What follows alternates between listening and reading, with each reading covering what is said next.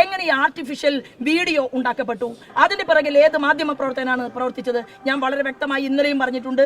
Media വണ്ണിന്റെ മാധ്യമ പ്രവർത്തകനെ നീതിന്യായ കോടതിയുടെ മുന്നിൽ ഞാൻ മുട്ടുകുത്തിക്കും എന്ന് ഞാൻ പറഞ്ഞിട്ടുണ്ടെങ്കിൽ അത് ഈ പൊതുപ്രവർത്തനം 30 വർഷം ചെയ്ത എനിക്കെതിരെ എന്ത് ചെയ്തു?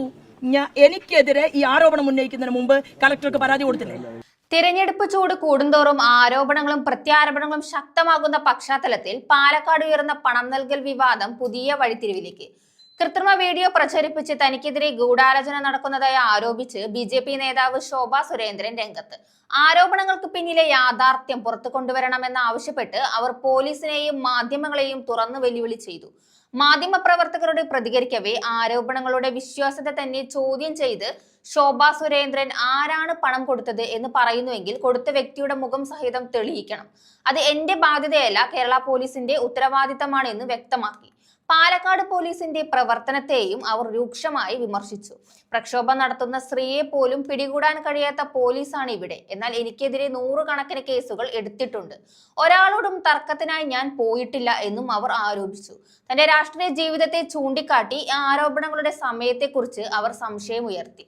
ഞാനിപ്പോൾ 10ാമത്തെ തിരഞ്ഞെടുപ്പിലാണ് മത്സരിക്കുന്നത്. മുൻപ് 9 തിരഞ്ഞെടുപ്പുകളിലും എനിക്കെതിരെ ഇത്തരം ഒരു ആരോപണവും ഉണ്ടായിട്ടില്ല.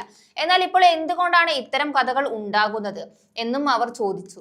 വീഡിയോയുടെ വിശ്വാസ്യതയെക്കുറിച്ചും അവർ ഗുരുതര സംശയങ്ങൾ ഉയർത്തി. ഒരു സ്ത്രീ നടന്നു വരുന്നതും മറ്റു ചില ദൃശ്യങ്ങളും കാണിക്കുന്നു. എന്നാൽ ആ സ്ത്രീ എന്റെ കാറിൽ കയറുന്ന ഭാഗം എന്തുകൊണ്ടില്ല? പണം കൊടുക്കുന്ന വ്യക്തമായ ദൃശ്യങ്ങൾ എവിടെയാണ് എന്നും അവർ ചോദിച്ചു. സംഭവത്തിൽ തിരഞ്ഞെടുപ്പ് കമ്മീഷനും പോലീസിനും പരാതി നൽകിയതായി അവർ വ്യക്തമാക്കി. ചില മാധ്യമ സ്ഥാപനങ്ങൾക്കും പ്രത്യേകിച്ച് ഒരു ചാനലിലെ റിപ്പോർട്ടർക്കെതിരെയും പരാതി നൽകിയിട്ടുണ്ടെന്നും അവർ കൂട്ടിച്ചേർത്തു.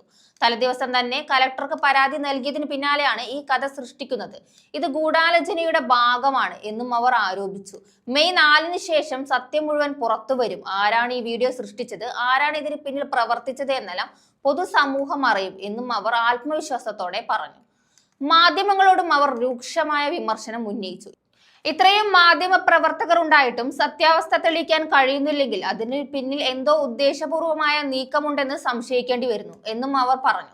ഇതോടൊപ്പം രാഷ്ട്രീയ വിമർശനങ്ങളും ശക്തമായി ഉയർത്തിയ ശോഭാ സുരേന്ദ്രൻ കോൺഗ്രസ് നേതൃത്വത്തെയും കേരളത്തിലെ നേതൃനിർണയ നീതികളെയും ചോദ്യം ചെയ്തു. പാർട്ടിക്കായി വർഷങ്ങളായി പ്രവർത്തിച്ച വനിതകൾക്ക് അവസരം നിഷേധിക്കപ്പെടുമ്പോൾ പുറത്തുനിന്നുള്ള നേതാക്കൾ ഇടപെടുന്നതിനെ അവർ വിമർശിച്ചു. ആരാണ് കൊടുത്തത്? കൊടുത്ത വ്യക്തിയുടെ മുഖം സഹിതം തെളിയിക്കണം. അതിന്റെ ബാധ്യത കേരള പോലീസിനുണ്ട്. പ്രക്ഷോഭം എന്ന് പറയുന്ന പെണ്ണുപിടിയെ പിടിക്കാൻ പറ്റാത്ത പാലക്കാടിലെ പോലീസ്, കേരളത്തിലെ പോലീസ് ശോഭാ സുരേന്ദ്രനെതിരെ 100 കണക്കിന് കേസെടുത്തിട്ടുണ്ട്. ഒരാളുടെയും അതിർത്തി തർക്കത്തിന് പോയിട്ടില്ല. ഞാൻ 10ാമത്തെ തെരഞ്ഞെടുപ്പിലാണ് മത്സരിക്കുന്നത്. 9 തെരഞ്ഞെടുപ്പുകളിലും ശോഭയ്ക്കില്ലാത്ത ഒരാരോപണം എങ്ങനെ ഈ 10ാമത്തെ തെരഞ്ഞെടുപ്പിൽ ഉണ്ടായി? എങ്ങനെ ഈ ആർട്ടിഫിഷ്യൽ വീഡിയോ ഉണ്ടാക്കപ്പെട്ടു? അതിന്റെ പിറകിൽ ഏത് മാധ്യമ പ്രവർത്തകനാണ് പ്രവർത്തിച്ചത്? ഞാൻ വളരെ വ്യക്തമായി ഇന്നലെയും പറഞ്ഞിട്ടുണ്ട്. മീഡിയ വണ്ണിന്റെ മാധ്യമ പ്രവർത്തകനെ നീതിന്യായ കോടതിയുടെ മുന്നിൽ ഞാൻ മുട്ടുകുത്തിക്കും എന്ന് ഞാൻ പറഞ്ഞിട്ടുണ്ടെങ്കിൽ അത് ഈ പൊതുപ്രവർത്തനം 30 വർഷം ചെയ്ത എനിക്കെതിരെ എന്ത് ചെയ്തു? എനിക്കെതിരെ ഈ ആരോപണം ഉന്നയിക്കുന്നതിന് മുമ്പ് കളക്ടർക്ക് പരാതി കൊടുത്തില്ലേ? തലേ ദിവസം കളക്ടർക്ക് പരാതി കൊടുത്തു. തലേ ദിവസം കളക്ടർക്ക് പരാതി കൊടുത്തതിന് ശേഷമാണ് കഥയുണ്ടാക്കുന്നത്. പിറ്റേ ദിവസമാണ് വീഡിയോ ക്രിയേറ്റ് ചെയ്യുന്നത്. എന്താ നടന്നു പോകുന്ന സ്ത്രീ ശോഭാ സുരേന്ദ്രന്റെ കാറിലേക്ക് കയറുന്ന ഭാഗം മാത്രമില്ലാത്തത്? കാറിലേക്ക് നോക്കൂ, എന്നത്തെ ദൃശ്യമാണത്?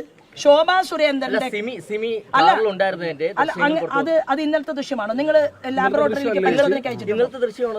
ആര്? ഞാൻ പറയട്ടെ, ശോഭാ സുരേന്ദ്രന്റെ കൂടെയുള്ള ഏതെങ്കിലും ഒരു വ്യക്തി പണം കൊടുത്തു എന്ന് തെളിയിക്കാൻ ഇത്ര കണ്ട് മാധ്യമ പ്രവർത്തകരുണ്ടായിട്ട് എന്താ നിങ്ങൾക്ക് പറ്റാത്തത്? അല്ല, അത് തെളിയിക്കേണ്ട ഞാനല്ല. അത് തെളിയിക്കേണ്ട ബാധ്യത ഞാൻ തെരഞ്ഞെടുപ്പ് കമ്മീഷൻ പരാതി കൊടുത്തിട്ടുണ്ട്. ഞാൻ പോലീസ് അധികാരികൾക്ക് പരാതി കൊടുത്തിട്ടുണ്ട്. മീഡിയ വണ്ണിന്റെ റിപ്പോർട്ടർക്കെതിരായിട്ടും ഞാൻ പരാതി കൊടുത്തിട്ടുണ്ട്. ഇതെല്ലാം മെയ് മാസം 4-ാം തീയതി കഴിയുമ്പോൾ കേരളത്തിലെ പൊതുസമൂഹത്തിന്റെ മുന്നിൽ പുറത്തു വരും.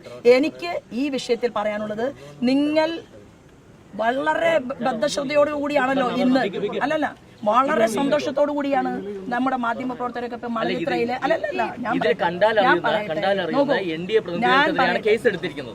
ഞാൻ ചോദിക്കട്ടെ, പാലക്കാടിനെ കുറിച്ച് ABCD അറിയാത്ത നിങ്ങൾ തന്നെ റിപ്പോർട്ട് ചെയ്ത മഹാരാഷ്ട്രക്കാരിയാണ് സിമി, അല്ലെ? പാലക്കാടിനെ കുറിച്ച് ABCD അറിയാത്ത സിമി വന്ന് പാലക്കാട് ശോഭാ സുരേന്ദ്രന് പണം കൊടുത്ത് വോട്ട് ചോദിക്കുന്നത് പറയാൻ വിഡ്ഢികളാണോ ഇവിടുത്തെ മാധ്യമ പ്രവർത്തകന്മാർ?